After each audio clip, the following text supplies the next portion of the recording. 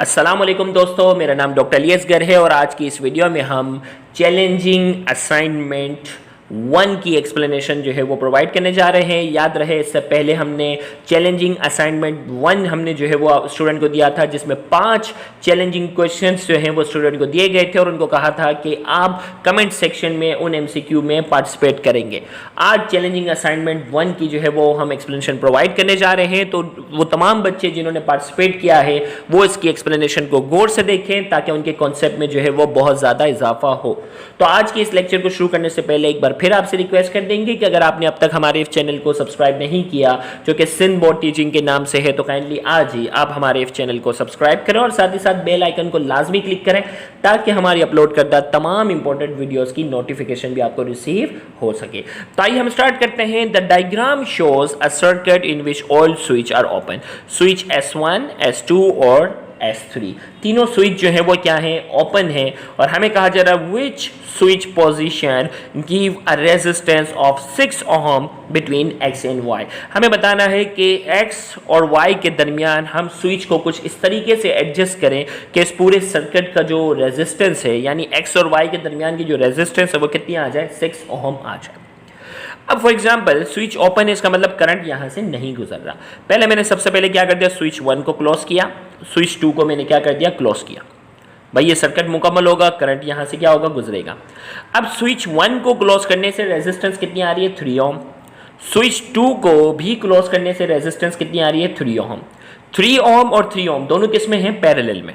और याद रखिएगा शॉर्ट ट्रिक पहले भी बताई थी कि सेम वैल्यू के रेजिस्टर जब आपस में पैरेलल में कनेक्ट होते हैं तो आप उनकी वैल्यू को उनकी तादाद से क्या कर दो, डिवाइड कर दो, आपके पास इक्विवेलेंट आ जाएगा।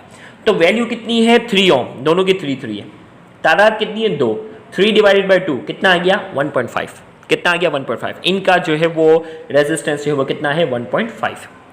अब करंट जो है वो जैसे ही आगे जाएगा ना, अगर मैं इस स्विच को क्लोज कर दूं तो मुझे इसकी रेजिस्टेंस नहीं मालूम, हो सकता इसकी रेजिस्टेंस ज़्यादा भी हो सकती है, कम भी हो सकती है। इस वजह से इसकी इक्विवेलेंट क्या हो सकता है, इसका इक्विवेलेंट जो है वो डिस्टर्ब हो सकता है। अगर मैं इस स्विच को ओपन रखता हूं मिसाल के तौर पे, तो करंट क्या हो जाएगा, सीधा गुजर जाएगा। सर्किट तो फिर भी मुकम्मल हो रहा है ना। अगर इसको क्लोज करूंगा तो करंट का बहुत सारा हिस्सा जो है वो स्विच 3 से गुजरता हुआ जाएगा। लेकिन अगर स्विच 3 को मैं ओपन ही रख देता हूं तो करंट क्या होगा, करंट सीधा आगे की तरफ जाएगा। करंट जो है वो आगे की तरफ जाएगा तो यहाँ की रेजिस्टेंस कितनी है, 4.5। और यहाँ जो इक्विवेलेंट था वो कितना था, 1.5। यहाँ कितना है, 4.5। दोनों क्या है, एक ही रास्ते में आ रहे, एक ही रास्ते में आ रहे। इसका मतलब दोनों किस में है, सीरीज में। दोनों एक ही रास्ते में आ रहे, इसका मतलब दोनों किस में है, सीरीज में। सीरीज में सिंपली क्या करते हैं, प्लस करते हैं। तो 1.5 और 4.5 आंसर क्या आ जाएगा, 6 बन गया ना।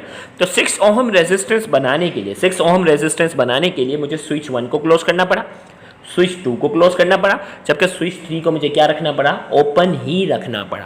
तो हमारे पास आंसर क्या आना चाहिए, स्विच 1 और स्विच 2 क्लोज होने चाहिए, क्लोज, और स्विच 3 जो है वो क्या होना चाहिए, ओपन होना चाहिए। तो लिहाजा हमारे पास जो करेक्ट आंसर इसका जो है, इस एमसीक्यू का करेक्ट आंसर जो है हमारे पास option B is the correct answer. तो आपका जो चैलेंजिंग असाइनमेंट 1 का जो पहला सवाल है उसका करेक्ट आंसर आपके सामने जो है वो B is the correct answer. Next सवाल जो आपके सामने पूछा गया था, the diagram shows the current I, voltage V, graph for a length of resistance wire. हमारे पास एक लेंथ, वायर की एक मखसूस लेंथ थी और उसमें करंट और वोल्टेज के दरमियान जो है वो एक ग्राफ बनाया गया है और उसमें कहा जा रहा है where can Ohm's law be applied to the wire. Ohm's law कहाँ अप्लाई हो रहा है, ओहम्स लॉ जो है इनमें से कहाँ अप्लाई हो रहा है वो हमें बताना है। तो याद रखिएगा ओहम्स लॉ की अगर हम बात करते हैं, करंट और वोल्टेज के दरमियान कौन सा रिलेशन होता है, डायरेक्ट रिलेशन होता है। और डायरेक्ट रिलेशन की जो खास बात होती है, ग्राफ जो होता है उसका क्या होता है, लीनियर होता है। जबकि अगर आप y से z पर जाए तो ग्राफ अब लीनियर नहीं रहा, ग्राफ जो है वो क्या हो गया है, कर्व हो गया। इसका मतलब यहाँ y से z के दरमियान जो है वो ओहम्स लॉ अप्लाई नहीं हो रहा। ओहम्स लॉ में क्या है, करंट और वोल्टेज के दरमियान कौन सा रिलेशन था, डायरेक्ट। अब डायरेक्ट रिलेशन में जो ग्राफ होता है वो बिल्कुल लीनियर जाता है। तो अगर आप देखें x और y के दरमियान जो है वो ग्राफ जो है वो बिल्कुल लीनियर जा रहा है, लिहाजा x और y के दरमियान ओहम लॉ अप्लाई हो रहा है। y से z पर जाकर ग्राफ जो है वो क्या हो गया है, कर्व हो गया है, लिहाजा यहाँ ओहम्स लॉ अप्लाई नहीं हो रहा। तो इस एमसीक्यू का करेक्ट आंसर क्या होना चाहिए, x से y। तो where can Ohm's law be applied to the wire? At y only, at z only, from x to y and from x to z. तो इसका करेक्ट आंसर हमारे पास क्या हो गया, from x to y, x से y के दरमियान जो है वो ओहम्स लॉ अप्लाई हो रहा है। तो चैलेंजिंग असाइनमेंट 1 के दूसरे सवाल का करेक्ट आंसर हमारे पास जो है वो C, x to y। Next हमारे पास है the diagram shows a developing foetus in the uterus. भाई यूट्रस के अंदर एक फीटस जो है वो क्या हो रहा है, डेवलप हो रहा है। What is the function of x, x का काम क्या है। तो सबसे पहले आपने पहचानना है कि भाई ये एक्स है क्या। एक्स जो है ये एमनियोटिक फ्लूइड है। एक्स जो है वो क्या है, एमनियोटिक फ्लूइड है, जिसके अंदर बेबी जो है वो क्या कर रही है, फ्लोट कर रही है। भाई कोई भी इस टाइप का सवाल होगा ना, उसमें पहले आपने उसको पहचानना है कि भाई किस चीज़ को लेबल किया गया। अब लेबल करना चीज़ को फिर क्या करना है, उसके फंक्शन को आपने क्या करना होगा, पहचानना होगा। तो ये एक्स है जिसके अंदर बेबी जो है वो क्या कर रही है, फ्लोट कर रही है। तो अब एक्स का काम क्या है, ए में कहा जा रहा है absorbing nutrient from mother's blood, mother के ब्लड से न्यूट्रिशन हासिल करना। तो मदर से न्यूट्रिशन हासिल करने का जो काम है, ये जो रॉड लाइक स्ट्रक्चर आ रहा है ना, अम्लाइकल कोट, जो कि प्लासेंटा से जाके कनेक्ट हो रही है, और प्लासेंटा जो है वो यूट्रस के जरिए जो है वो मदर सर्कुलेशन से अटैच हो रही है। तो ये अम्लाइकल कोड हो, प्लासेंटा को अगर लेबल किया जाए तो उसका काम है कि न्यूट्रिशन एब्जॉर्ब करना है माँ के खून से। लेकिन ये तो एमनियोटिक फ्लूइड है, एमनियोटिक फ्लूइड का ये काम नहीं है, तो ऑप्शन ए नहीं है। बी में कहा जा रहा है contracting to push the baby out. भाई ये बेबी को कॉन्ट्रैक्ट होकर, भाई ये तो लिक्विड है, लिक्विड कॉन्ट्रैक्ट वगैरह का तो उसका ताल्लुक नहीं है, वो तो मस्कुलर कोई पार्ट होता ना। तो यूट्रस की वॉल अगर होती तो कह सकते हैं कि कॉन्ट्रैक्शन के नतीजे में बेबी को डिलीवर करवाने में काम आए। प्रिवेंशन ऑफ डिजीज, डिजीज को प्रिवेंशन का भी ताल्लुक नहीं है। तो इसका करेक्ट आंसर है प्रोटेक्टिंग फ्रॉम मैकेनिकल डैमेज। ये जो फ्लूइड है इसका काम जो है वो क्या करना है, मैकेनिकल डैमेज से क्या करना है, बेबी को बचाना है। तो इसका करेक्ट आंसर हमारे पास जो है वो क्या है, D is the correct answer. Next MCQ जो आपसे पूछा गया था, the magnetic field around 2 bar magnet is shown. भाई 2 बार मैग्नेट है, इसकी मैग्नेटिक फील्ड शो कर दी गई है कि भाई मैग्नेटिक लाइंस ऑफ इंडक्शन से। Which diagram represent the correct arrangement of magnetic pole. Correct arrangement of magnetic pole जो है हमें क्या करना है, इसमें बताना है। तो सबसे पहले आपको मालूम होना चाहिए मैग्नेटिक लाइंस ऑफ इंडक्शन की जो डायरेक्शन क्या होती है, नॉर्थ से away and towards south, away from north and towards south. तो अगर आप यहाँ गौर से देखें कि इसमें कि मैग्नेटिक लाइंस ऑफ इंडक्शन जो है वो इस पोल से दूर जा रही है, और मैग्नेटिक लाइंस ऑफ इंडक्शन इस पोल से भी दूर जा रही है। तो मैग्नेटिक लाइंस ऑफ इंडक्शन की जो डायरेक्शन होती है वो नॉर्थ से हमेशा क्या होती है, दूर होती है। तो मैग्नेटिक लाइंस ऑफ इंडक्शन की जो डायरेक्शन नॉर्थ से दूर है, इसका मतलब अवे अवे। तो ये भी नॉर्थ पोल है, ये भी नॉर्थ पोल है। लेकिन कंफर्मेशन के लिए दूसरा पोल भी आप देखो, मैग्नेटिक लाइंस ऑफ इंडक्शन की जो डायरेक्शन होती है वो टुवर्ड्स साउथ होती है। क्या होती है, साउथ।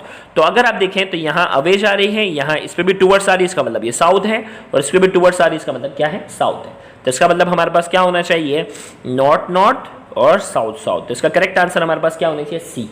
क्योंकि यहाँ अवे फ्रॉम जा रही है, इसका मतलब नॉर्थ है, यहाँ पे भी इससे दूर जा रही है, नॉर्थ है, और साउथ की हमेशा टुवर्ड्स जाती है, टुवर्ड्स आ रही है, इसका मतलब साउथ है, और यहाँ पे भी टुवर्ड्स आ रही है, इसका मतलब साउथ है। तो इसका मतलब इस एमसीक्यू का जो करेक्ट आंसर हमारे पास जो है वो सी इज द करेक्ट आंसर। फिर चैलेंजिंग असाइनमेंट 1 का जो 5वां सवाल जो आपसे पूछा गया था, हम उसकी बात करते हैं। The diagram shows 3 pair of wire, parallel wires with current in the direction shown. Current की डायरेक्शन बताई गई है, इसमें करंट की डायरेक्शन दोनों की ऊपर की तरफ जा रही है, इसमें करंट की डायरेक्शन जो है वो ऊपर की तरफ जा रही है, और यहाँ नीचे की तरफ जा रही है, और इसमें दोनों की तरफ नीचे की तरफ जा रही है। Which forces do the pair of wire experience. इनमें से वायर के दरमियान कौन सी फोर्स एक्सपीरियंस होगी। तो याद रखिएगा, हमने जो है वो basic concept of magnetic field वाले टॉपिक में हमने इन चीज़ों को डिस्कस किया था। Basic concept of magnetic field वाले टॉपिक्स के अंदर हमने ये बात की थी कि जब भी 2 वायर के दरमियान करंट की डायरेक्शन सेम होती है, उनके दरमियान क्या होती है, अट्रैक्शन होती है। और करंट की डायरेक्शन जो होती है वो अपोजिट होती है, इसका मतलब क्या होती है, रिपल्शन होती है। अब ऐसा क्यों होता है, तो आप हमारा वो लेक्चर देख सकते हो, basic concept of magnetism and electromagnetism. Basic concept of magnetism and electromagnetism, आगे लिख देना सिन बोर्ड टीचिंग। तो आपके सामने वो लेक्चर आ जाएगा, उसमें ये पूरा एक्सप्लेन किया गया है कि 2 वायर से जब करंट सेम डायरेक्शन में गुजरता है उसके दरमियान अट्रैक्शन होती है, और जब 2 वायर से करंट अपोजिट डायरेक्शन में गुजरता है उसके दरमियान क्या होती है, रिपल्शन। तो इसमें अगर आप देखें, दोनों ऊपर की तरफ जा रहे हैं, अट्रैक्शन, अपोजिट जा रहे हैं, रिपल्शन, दोनों सेम डायरेक्शन जा रहे हैं, अट्रैक्शन। देखो दोनों सेम डायरेक्शन है, तो आपके पास क्या होगा, x और z के दरमियान जो है वो अट्रैक्शन है, जबकि y के दरमियान क्या है, रिपल्शन है।